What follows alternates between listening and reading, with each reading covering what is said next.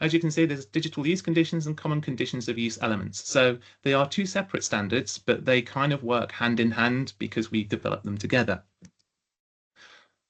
If I can make it go to the next screen, that would be really helpful.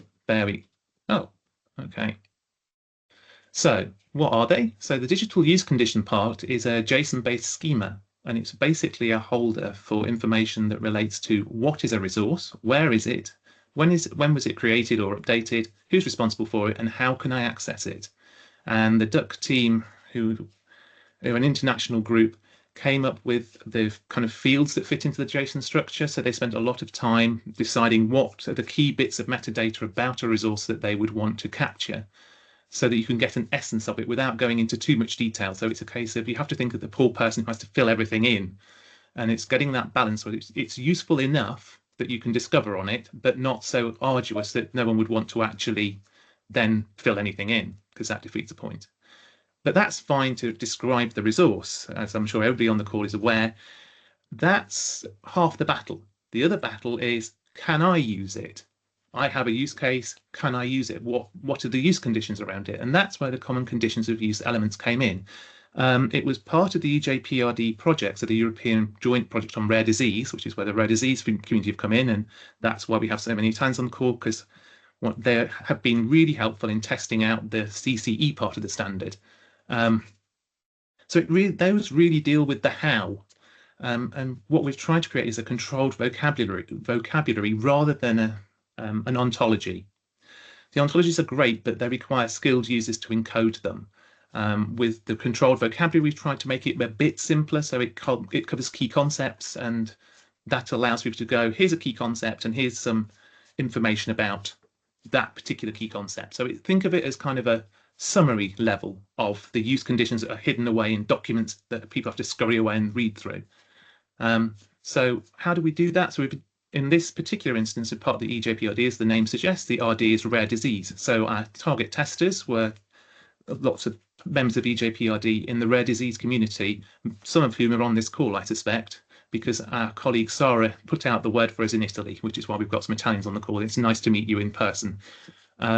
So when it comes to a CCE, what should it be? It should be an atomic concept, in that atomic concept can't be broken down to anything simpler. And that's a bit of a balance. So the atomicness needs to be granular enough that it doesn't then create two different things. So it doesn't encapsulate two different concepts, but not so granular that it splits down into lots of little fine idioms within that use concept. The non-directionality means that we can then address the permissions within the DUC schema, which has 4 rules, and I'll come on to that in a minute. It needs to be generic, so it needs to be broadly applicable. So we don't want any CCEs that are very bespoke to a specific area. It would be good to make them broadly useful. And they should also be relevant to the area that you're doing. You don't want a whole load of CCEs that are not relevant. And finally, the last two really, they need to be variable. So it's no point in encoding a use condition that's always solved in the same way. So can I re-identify a non-identified person? Well, in the UK, no, you can't, because it's against the law. If you are provided with non-identifiable information, you can't re-identify the person relating to that information without approval. So obviously, if you've got non-identifiable information from a patient, there will be ways to go back to that patient should there be any medical information that you need to get back to them. But in general terms, if you haven't got an avenue like that legally, no, you shouldn't be. So we're looking for variable use conditions that are not solved in a standard way. And finally, and most importantly, I was quite insistent that the explanation of them should be kept as simple as possible. A, because it means that I understand them, and B, it means that the end user isn't having to scurry away and try and figure out whether their use condition fits a particular CCE. It also makes them really easier to translate. So hopefully between those, we've got something that's useful. So how can we use them together? So as I said, DUC and CCE can be used separately, but they kind of go hand in hand. And in the EJPRD project, we were looking at getting resource level, catalog level use conditions. So this is the use condition for the whole organization rather than the record level. We have such to look at record level, but the work I'm going to present looks at the kind of resource or the organizational level where they have standard use conditions. And you can see on the on the diagram how that comes together under the schema. So you've got the use condition, which is the CCE term, and then the rule. So there's 4 rules, which I'm not going to go through. And then, as I say, the scope, which is whether it's whole or part of a resource. So you can think of part of a resource being where it's based on patient consent. So that's not all the records within the resource, but that'll be some of them. And then there's a really, obviously that's good, but that's not going to give you enough detail, really. It's no good saying, yes, geographical restrictions apply, and then not saying where those geographical restrictions are. So that's where we've got these condition parameters. So for some CCEs, they almost require a free text field, and we have gone back and forth on whether to use ontologies or not. But as I say, if you're going to make an ontology, it gets very complicated. If you're going to start using ontologies, you have to use them correctly in the kind of free text bit. But that is an option within DUC. But I looked, as we'll come on to later, I looked for a different way of doing it because I tried to use ontologies where they were applicable, and it started to get very messy very quickly. And I could just see it just becoming way too complicated, and people going, nope, I'm not doing this. It's just way too complicated to take a simple CCE term and then expand it. But the option is there. So, as you can see on the right, the CCE term specifies the kind of use type or area, and then the rules in DUC provide the permissions, and the scope says whether it applies to the whole resource or not. And then we've got the condition details as I've described. So what you're trying to make with each of these CCE groupings is a statement, basically. So you can see at the bottom, there's kind of a sentence. It's a bit of an awkward construct, but you can get the idea. So it says, considering the condition use term, this use is then the rule and applies to the scope, for which there is a context detail and context value applies.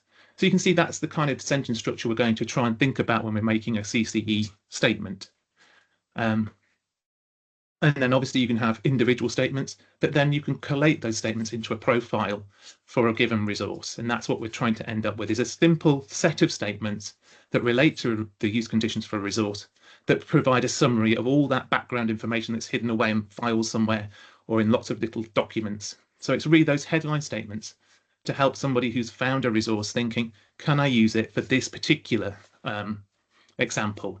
So we're trying to help people rule out a colleague of mine that helped me develop them, along with Maria, who might be on the call, is Pim, and he liked the statement of showstoppers.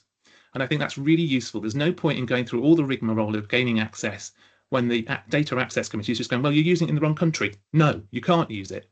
So that's really where we're trying to help rule out those, as well as some of the more nitty-gritty kind of, I'm not sure. So we're trying to help people upstream when they've found some potential resources, screen down the ones that they may be more able to get access to. So obviously you don't want to be putting a lot of time and effort into something where you're really not sure. But if you've got a good, if you've looked at it fairly deep in fairly deep detail, and you're more confident that you're going to have a positive outcome, you're more likely to make the next step to making an expression of interest to go into accessing the data. So obviously someone needs to test this. So we've made our testers within the JPRD a tool, and it's basically a wizard. It takes them through the major stages of creating a profile. So it collects all the information, and our coder, Umar, who may be on the call or may not, did a wonderful job of making a really simple user interface for people who aren't coders, just to enter in the information, and it does all the things behind the scene. It makes sure that all the fields that are required, i.e. with the little red star, are filled in. And then at the end of the thing, at the end of the process, it allows you to have a summary in a field view. And when you're happy with that, it will create the JSON file for you or the Excel sheet. And that's what our alpha users used to test the CCE, the CCEs we gave them, and gave us feedback and helped us refine them. And I have to say, without those alpha testers, some of the CCEs would not be in the state that they're in. We thought we'd define them really clearly. When it came to testing, it was like, oh, we hadn't thought of that interpretation. So that's my main take-home message is, no matter how well you think you've defined these kind of standard terms, the end users will always find a different interpretation. And I think that is the key to making something that's truly useful, is to involve the end user. So how did we develop them? As I said, DUC was developed by a team of international scientists and provided the structure, and that was funded by the International Rare Disease Research Consortium, while the CCEs were developed in conjunction with the EU rare disease research networks and biobanking communities that were part of the European Joint Rare Disease Programme. And that took maybe 3-4 years. We started off with it being a solution to a problem. So the CCEs were really kind of, well, they were trying to get a summary of use conditions in a different way, and it wasn't working. Or at least it probably will work, but it wouldn't work quick enough for the end of the project. So CCEs were kind of brought in as a kind of, can we just get something up and running to finish the project off with? And they seem to have found a chord or struck a chord. So that's where we've come in. As I say, we've taken an iterative approach with the developer community to kind of get things that make sense to them and are relevant for them, rather than trying to develop our own things in isolation. And at the end of the work, we've actually published both of the bits of work. So DUC's been published in its own right, and as have CCEs. But as is the case with most things that go together well, the old adage, the whole is better than the sum of its parts, really does apply here. The issue that you may have picked up on is those condition details. Well, they're free text, and computers really don't like free text, which means one of two options. Either you have to find a really good way of getting a computer to analyze that free text, or some poor person has to sit there and go through it manually and read them and go, well, it may say, you know, it's use in a country is possible, but there are these conditions that make it that it's not. And I was really stuck with this. And as I say, I did look at ontologies and I could just see it becoming a horrible mess. And I was just thinking, how do I do this? And then, you know, kind of a third of the way through 2023 last year, ChatGPT came on the scene. And I was like, oh. And I'll be honest, it came from a YouTube video where they showed a search. And they showed a search where they asked for a particular backpack, which hadn't got the dimensions online, if it would fit, how many would fit into the trunk of a particular car. And when they tested it, it gave them a reasonable answer. And the only thing they can think it did was go away, look at the picture, find something that was similar sized, find another picture with a similar sized bag, take the measurements, find the measurements of the car boot, and then analyze it. But I wasn't really interested in that. It was the fact it understood the prompt. So that was the bit I was interested in. It was kind of like, if this ChatGPT can understand the text I put in, that means it may well be able to understand the DUC CCE profiles, which means I don't have to have them encoded. So I gave that a go, fully expecting at some point for it to fall flat on its face and just go, well, I tried. But as you'll find out, it didn't.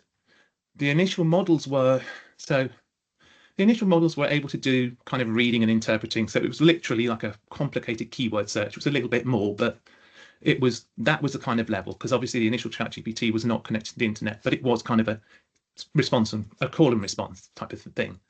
But you couldn't do abstract questions. It couldn't combine 2 or 3 statements together to make a more considered response. It was literally, you had to say, can I use it for profit? And if it said yes, it would pull it back. And it might pull back the relevant bit of text of why you could use it for profit or why you couldn't. But you couldn't combine commercial company, use by a commercial company for profit and research all together in one go.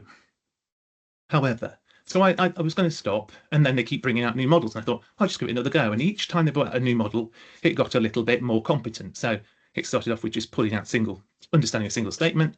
Then it would understand a combination of statements. And then as they connect it to the internet, that really kicked off, and it was able to kind of pull information from everywhere it could find to try and help you understand the CCE profiles, or the DUC CCE profiles, sorry. That's great. The only problem is, obviously, it's all going off into OpenAI's little data bank, and they're using all of their people to refine their models, which is okay for an open source profile, but a lot of our testers was like, we don't want that. We can't have profiles test out in the open. We're quite happy to have them internal, but we're not happy for them to be out in the open. So I did a lot of work with mock profiles to see if it would work. And then my next question was, well, if we've got that on a cloud-based server, is the one that can be done locally? And we're coming on to this. Now, initially, computers that could do this type of thing required a very powerful graphics card. And I don't know whether people can remember back to 2021, but that got expensive very, very quickly. It was almost as though the graphics card was the most expensive bit of the computer. However, modern CPUs now have what they call neural processing units. So it's basically a maths coprocessor that's really, really good at the type of maths that LLMs need to run. And having done that, I've found that they can answer the kind of level of question that I guess ChatGPT 3.5 could. So it can summarize a profile, and it can probably pull together several statements to understand them in context and probably pull out the relevant bits of the free text to do that. But it can't go off onto the internet, and it's not good at kind of expanding beyond the profile itself. But, you know, if you just need to read the profile and find the relevant bits of information, it can do that. So here's some information about that. So obviously ChatGPT runs in the cloud, and as we've said, that has privacy issues, but it's got very powerful compute behind it. So it's able to do those very complicated expansions, which I think the Italians, if I remember rightly, Sarah was saying that one of the conditions for their use condition profiles is that they are done in the open. They don't have, so they're open source, basically, they're not closed. But for those issues where they are closed source, I've tried LM Studio. Now, I will say LM Studio is one of many studios that can be used to run models, and it is proprietary, and it does restrict you to personal use, whatever that means. But this is the LM Studio's work was just to see, can it run on kind of custom level, you know, consumer grade hardware, rather than having to rent a cloud. And well, as I said, yes, it can, but it's more limited. So there is that option of doing something on modern computers that have these MPUs in at a local level. So there's those two things, but the local level will be more restricted. So I'll just go on to where to next. So we want to make CCE terms so that they're applicable to other areas. So we did design them so they're adaptable to other areas, so that, you know, the core concept of what a CCE term is open, so it can be adapted to other areas. As we've gone into looking at individual levels, there are 35 terms now from the original 20 or 21. And obviously computers are not going to go backwards. So that will hopefully improve, meaning that you can do more at the local level than you can at the moment, creating more additional advantages for private use of LLMs. So, you know, where it's not possible to send it up to the cloud, as the processes get more complicated, more capable and more productive, you will be able to do things more locally.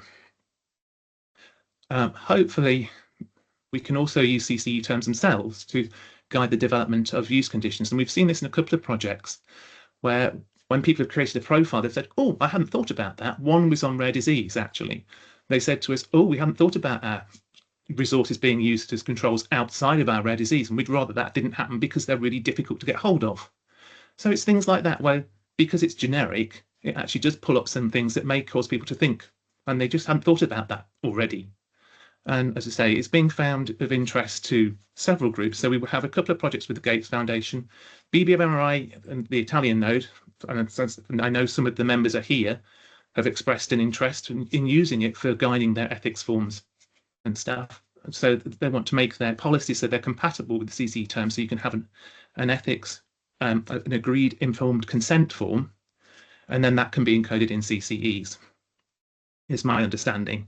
Apologies if that's not quite what you're intending to do, people from Italy, but that's my understanding. And that's obviously their interest is in experimental endocrinology and on oncology for one of the people that we've talked to. So I have a couple of profiles that I pulled back, and they are on the HDR gateway. So if you want to play along, as it were, you can have a look at the ones on the HDR gateway. So I have pulled up the UK longitudinal link collaboration. So I'll pop that into ChatGPT, and then I will hopefully, and then I'll pop the link in the chat so that people can play along. And if Spencer, you're not sharing a screen at the moment. If you intend to be. No, I'm not, Tony. Okay. So, okay. But thank you. That is good to know. So I'm just going to pop the profile in. If I can find the bit I need. Yes, that. I paste that in there. Now, hopefully, ChatGPT will just go off and give me a nice summary, which I'll do in the background.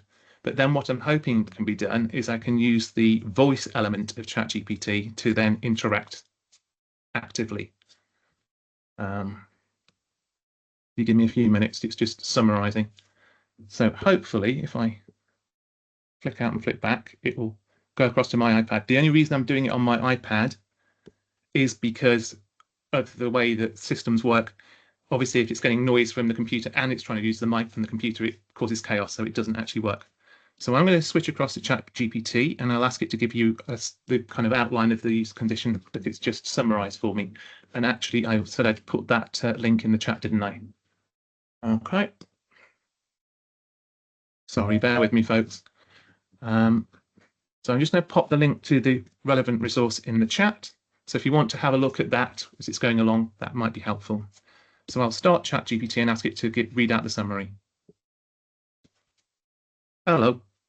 Can you give me the summary of the use conditions I've just given you, please?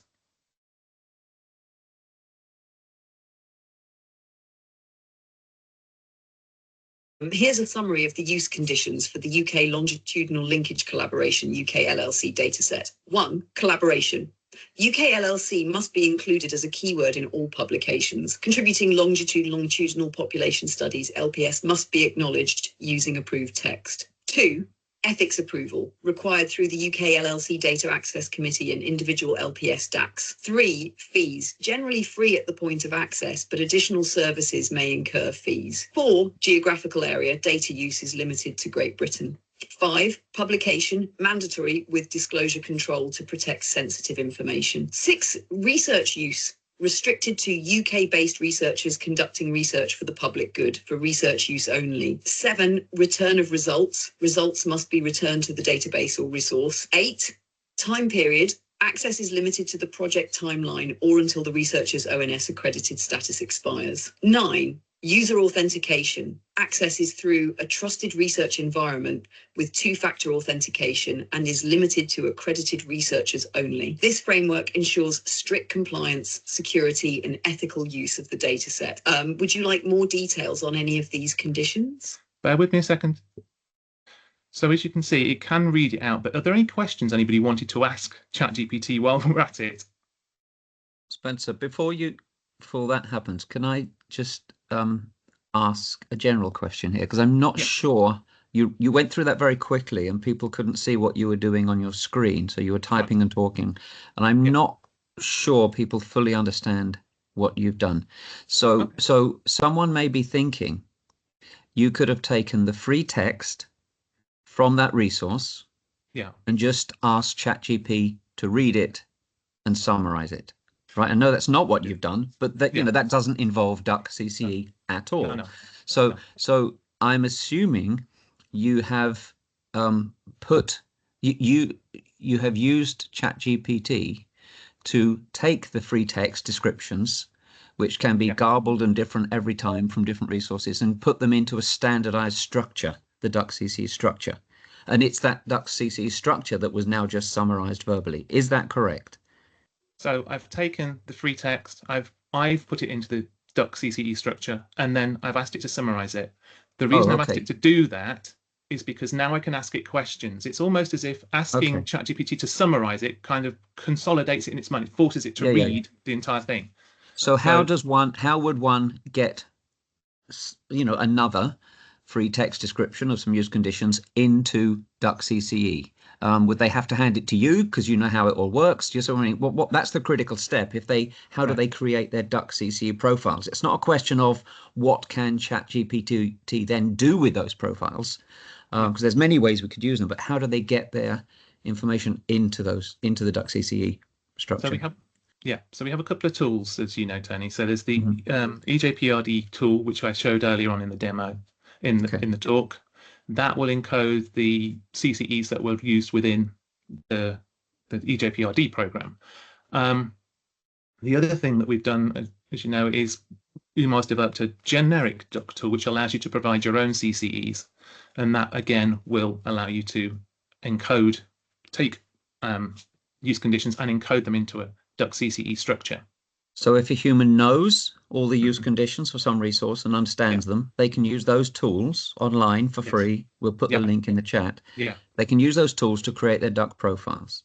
Can ChatGPT do that work? Can you throw ChatGPT a free text from some website and ask it to create a DUC CCE profile? I know that'll never be perfect, but it might get you 90% of the way. And how well does that work? So that can be very varied. It depends on how. So the free text, if it's more narrative, I think ChatGPT copes better with that, because it's obviously been trained on free text data where it's in a narrative. It's basically read the web. It reads things like texts, and I can't think of the word I'm looking for, kind of normal social media type things. So it's more in the narrative. If you give it a formal structure like ODRL, it doesn't tend to cope very well with that. Okay. Also, if you give it a kind of a link to a website that where there's high level of HTML coding behind it, it will get a bit lost. Okay. But I'm not sure if that is the way the data's been structured. So current LLMs, and they're improving all the time, but they can create the first version of the DUC profile, depending on what you're starting with. But typically you would want to double check them and improve them once you or you could use the online tools that we're providing. Yes. But you're now in your demo are going to pick it up from the point where you have this DUC CC profile, which ChatGPT has just summarized and read back to you. And now you're going to do clever things with it, I guess, in your demo. Yes, but I was going to ask if anybody had any specific questions about that. Thank you. That, do they want any specific questions asking of ChatGPT relating to that particular profile? Okay, I'll take that as a no. So I will ask ChatGPT. So let's pretend we're from Roche and we want to develop a drug, but we want to sell it. So I'll ask ChatGPT what it thinks about that. Hi, can you tell me, if I'm working for Roche and I want to develop a drug for sale, how would that relate to the resource I've just given you?